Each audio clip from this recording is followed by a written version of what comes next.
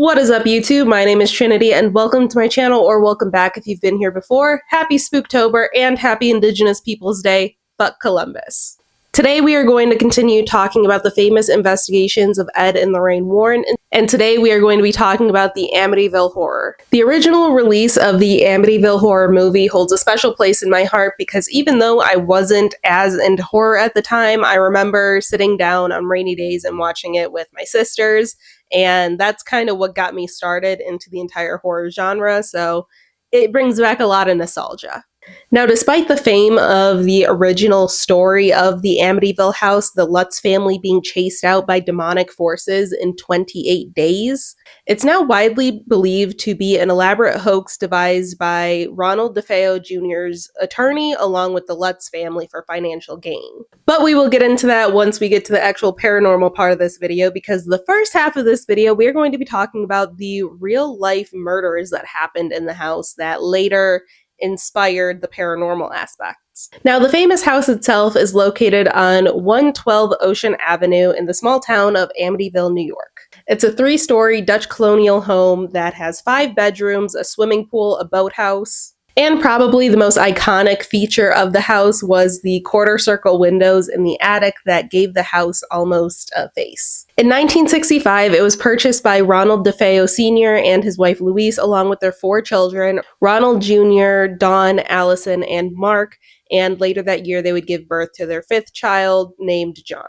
The DeFeos quickly integrated themselves into the community, hosting prayer circles and just a lot of events at their house, but their family wasn't as picturesque as it was on the outside. Ronald DeFeo Sr. was apparently extremely abusive to his family, especially his wife and oldest son, Ronald Jr., who also went by Butch. While this darker side of the family was hidden from the broader community, it was a known secret within people that visited the house, such as friends of the children who didn't like going over there. At 6:30 p.m. on November 13th of 1974, Butch, who was 23 at the time, burst into Henry's bar and exclaimed, "You gotta help me, I think my mother and father are shot." He led a group of people back to his home where they discovered that Mr. and Mrs. DeFeo were shot in the back of their heads in their bed, and on further investigation that all of the children had met the same fate. It was determined by investigators that the murders had probably taken place around 3 a.m. and that it had been done with a .35 caliber lever action Marlin 336C rifle. Mr. and Mrs. DeFeo had each been shot twice in their heads, while each of the children only sustained a single gunshot to the head. Ronald Jr. suggested that this could have been a mob hit by a local hitman named Louis Fellini, and because of this theory, he was taken into police custody for his own protection, though it was later confirmed that Fellini had an alibi for the time of the murders. Though while at the station and giving his statement on what had happened, how he'd found all the bodies and everything, several inconsistencies became clear to police. In my research, I couldn't find what the first story that he gave to police was or what inconsistencies that they noted, but by the next day, he confessed to murdering his family. Ronald Jr. never stated the exact reason that he committed this crime, although it was heavily theorized that it was probably due to his father's abuse. He also used LSD and was a heroin addict, and as he got older, he began mirroring the aggressive and violent tendencies of his father. His account of what exactly happened that night changed many times over the years. His trial began on October 14th of 1975, and his defense lawyer was William Weber, who was trying to get him off on an insanity plea, claiming that his client did not even remember committing the murders. However, the psychiatrist for the prosecution, Dr. Harold Zolan, argued that despite his use of substances and his likely having antisocial personality disorder, he was fully cognizant of everything he did that night. The following month, Judge Thomas Stark found him guilty on all 6 charges of second-degree murder, and he was sentenced to 6 sentences of 25 years to life. He was held in the Sullivan Correctional Facility in Fallsburg, New York until his death in 2021. All of his appeals and requests for parole were denied. Now, there are many details around this case that, while they don't exonerate, they leave wiggle room to the possibility that he may not have acted alone, or at least that he was maybe sprinkling hints of what actually happened the night that the murders occurred. Every family member was found lying on their stomachs with the gunshot wounds to the back of the head, kind of like an execution. It was determined by investigators that a silencer was not used and no neighbors recalled even hearing gunshots that night, which is very weird, meaning that everyone stayed in their beds as the gunshots progressed. Now, originally, Ronald DeFeo Jr. claimed that he had drugged his family and then killed them, but there was no evidence that they had been given any sort of sedative. One version of events that he gave was that it was actually his sister Dawn that killed their father after getting into an altercation, and then his mother, who was distraught at her husband being murdered, killed Dawn and the rest of the children, and that in self-defense, I suppose, he killed his mother. Though, again, there were no signs of a struggle or anything. The only kind of nugget of truth is that investigators apparently did find some sort of physical evidence that Dawn and Luis may have been awake when they were killed. Ronald Jr. said that he did not come out with this story initially because he was scared that his mother's father, so his paternal grandfather, Michael Brigant Sr., would find him and kill him. He also had similar fears about speaking out about his father, as his father's uncle, Peter DeFeo, was a high-ranking member of the Genevieve crime family. Another story that he gave was that at the time of the murders, he was married to a woman named Geraldine Gates, and that he lived in New Jersey at the time, and that he received a phone call from his mother to come break up a fight between his sister Dawn and his father. And that Geraldine's brother, Richard Raimondo, had driven with him to Amityville and therefore could vouch for his story. However, it was discovered that Richard Raimondo did not exist, and while DeFeo did marry Geraldine Gates, they did not marry until 1989, and at the time of the murder, she was living in upstate New York and married to someone else. At the time of the murders, Ronald DeFeo Jr. lived with the family in the house. In yet another version of events he gave, he said that he and his sister Dawn, along with two friends, had planned to kill their parents because they were planning on killing him first. But then, to eliminate them as witnesses, Dawn killed the rest of the children, and in a rage over what she had done, he killed her. I would be very interested to know what you guys think actually happened, because while I do believe he was definitely involved and did some of the killing, there's a lot of details that make me think that there's got to be someone else or some sort of evidence that points to another person being involved. Now, the murder of the DeFeo family was definitely what put 112 Ocean Avenue on the map. It was the alleged experiences of the Lutz family, who moved in not long after the murders, that would truly give it its infamous reputation. On December 18th of 1975, George and Kathy Lutz closed on the house for $80,000 and moved in their small family. They were newlyweds, and they also moved in with Kathy's 3 children from a previous relationship: Daniel, who was 9, Christopher, who was 7, and Melissa, or Missy, who was 5, also bringing along their Malamute lab mix, Harry. The couple was notified of the murders that occurred in the house only 13 months prior, and after discussing it a bit, ultimately decided to purchase the house. While writing the script for this video, initially I was thinking, what the fuck? Why would you do that?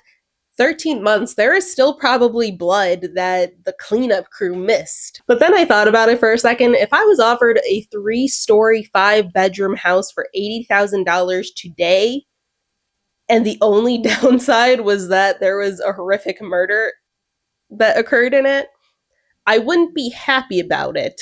But also, how else am I going to afford a house in this lifetime? Mind you, $80,000 in today's money is about $455,000. But in 2023, this same house sold for $1.5 million.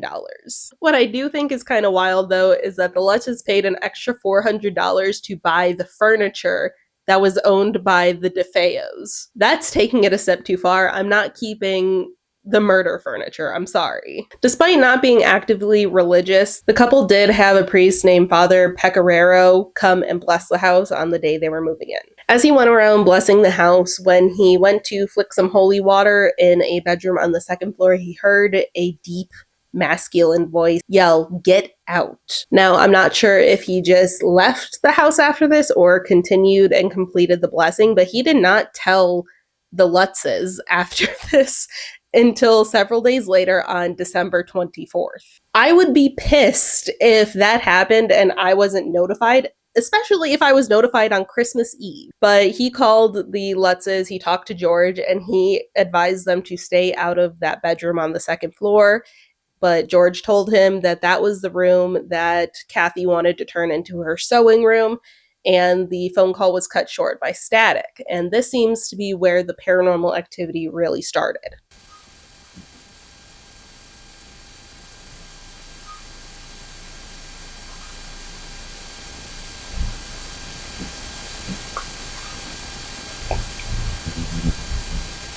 On several occasions, all the members of the family would note hearing strange noises, smelling weird odors that would permeate the entire house. Their front door would slam in the middle of the night, and despite having the furnace on 24/7, the house would not get warm. George also claimed that on multiple occasions, as he was looking at his wife, he would see her rapidly age into an old woman before his eyes, and the entire family was stalked by a pig-headed creature with red eyes. George said that he would also wake up at exactly 3:15 every morning, which was the estimated time that the murder of the DeFeos happened. This happened on the final night in their house when he woke up, but he was experiencing paralysis. He said he heard the banging of his children's beds in the next room, and he witnessed Kathy levitating off the bed, though this wasn't the first time that happened. On the morning of January 14th, they completely abandoned the house, leaving all of their belongings, all the food in the fridge, everything behind because they were so terrified. George said he felt that something bad was going to happen, and that's where I think they got the storyline for the movies, where in 28 days, if they did not leave,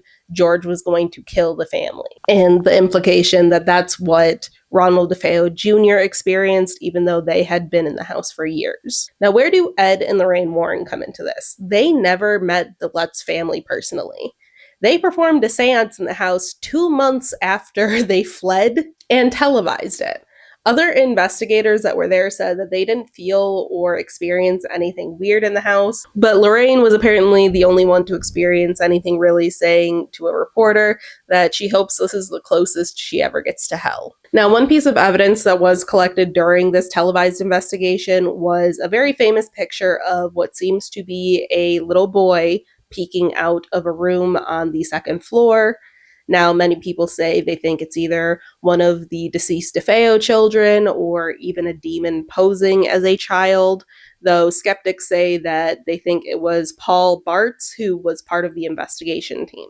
Now, the Lutz's story has been called into question from several different angles, different details they had, such as finding hoof prints in the snow outside their house, even though people say there was no snow outside of the house in the 28 days they stayed in the home. William Weber, the defense lawyer of Ronald DeFeo Jr., even claimed that he and George had concocted the story together. George was experiencing financial troubles, so he would make money off of TV appearances, books, and all sorts of things regarding the story they had. And Weber's client, DeFeo Jr., his claims of insanity might be bolstered by another family experiencing crazy stuff in the house. So any appeals in the future may be taken more seriously. George and Kathy denied this, willingly taking polygraphs that they did pass. However, we all know that polygraphs cannot be used in court because they can be faked. They don't really determine if you're lying or telling the truth, more how calm you are while making a statement. The two of them divorced in 1980. Kathy passed in 2004 of emphysema, and George passed 2 years later of heart disease. And Kathy's sons, Chris and Daniel, have spoken in defense of what happened in the house. Chris said that the hauntings did indeed happen, however, he blamed George for it rather than something already being in the house. It was said that George was very interested in the occult and that he had witnessed George meditating and reciting the names of demons, and because of that, he had brought the terrible experiences down on the house and then profited off of them and exaggerated them. He said of George Lutz, he's a professional showman, in my opinion. I just feel as though we were being exploited, he told NBC. Daniel also backed up these claims made, though, in a documentary made in 2013 called My Amityville Horror. He opened up about George being physically and verbally abusive to them, so that caused many people to think maybe he wasn't actually experiencing paranormal things, he was maybe gaslit or the trauma kind of twisted his experiences in his mind. It could have been a coping mechanism. So maybe the actual horror of the Amityville horror is the intergenerational trauma we've made along the way.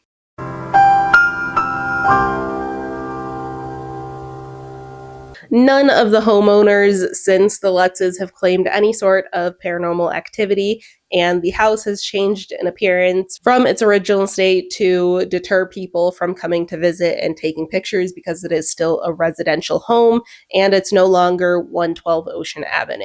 I want to know what you guys think. Do you think that the Amityville horror house is truly paranormal? Do you think it's just hype from the actual tragedy that happened there and people like George trying to make money off of that? Many people now believe that. Or do you think that there maybe is something to it? If there is paranormal stuff, I think that something so horrific happening would definitely probably attach itself to the house. So it's definitely possible. I want to know what you guys think down below. And like I said in the previous video, I'm going to start reading my favorite comment on the videos that I upload just to encourage people to, reach out and share, because I really appreciate every comment that I get.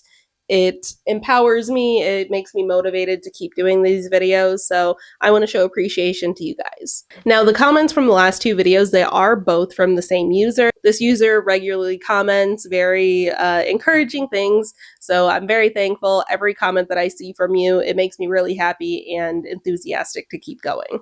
Now, the username is @SamIam_3. I'm stupid. For some reason, I always say, for some reason, I always read it as Sam Main, like rhyming with Sam Hain, like, Halloween.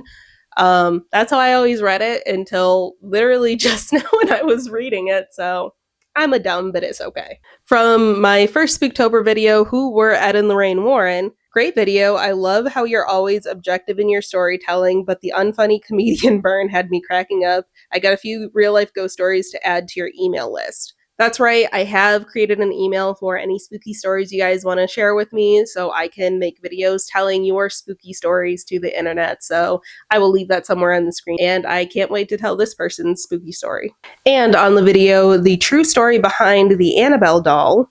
This one says, another great video. This one was so much fun. It had you laughing a few times. Can't wait for the next one. So again, thank you so much for the comments. And yes, I did have a lot of fun with the last one. Sometimes, even though I have fun with all of my videos, there's just sometimes where I feel very awkward despite doing this for 5 or 6 years now. I feel, I don't know, I feel like I can't be loose. I feel like I'm very monotone, but I'm often like that in my real life too, even when I try to be funny. So it's not that I'm not enjoying a video, it's just that I feel awkward. But thank you all so much for watching this video. If you enjoyed, please hit that like button. It really helps this video get out to other spooky-minded individuals that might want to join our community. Like I said before, comment down below what your opinion on the Amityville horror is. If I really like your comment, you might be the comment I pick in the next video, so look forward to that. If you're not subscribed, please hit that subscribe button and click the notification bell so you'll be notified anytime I upload.